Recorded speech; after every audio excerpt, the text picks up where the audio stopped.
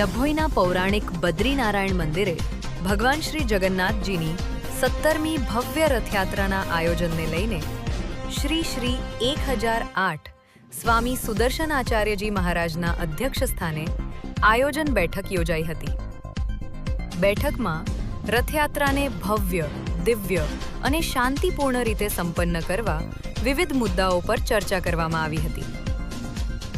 સ્વામી સુદર્શન આચાર્યજીએ જણાવ્યું હતું કે રથયાત્રા સનાતન સંસ્કૃતિ, ભક્તિ, સેવા અને એકતાનું પ્રતીક છે.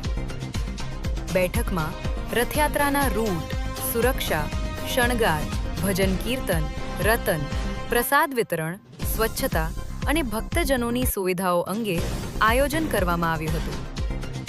વિવિધ ધાર્મિક, સામાજિક અને સેવાભાવી સંસ્થાઓના પ્રતિનિધિઓ ઉપસ્થિત રહ્યા હતા અને આ વર્ષની 17મી રથયાત્રાને વધુ ભવ્ય અને સફળ બનાવવા સર્વસંમતિથી સંકલ્પ કરવામાં આવ્યો હતો.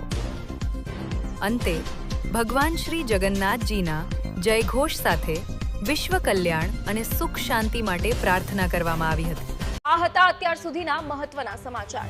તો આવા જ સમાચાર જોવા માટે જોડાયેલા રહો અમારી સાથે. નમસ્કાર.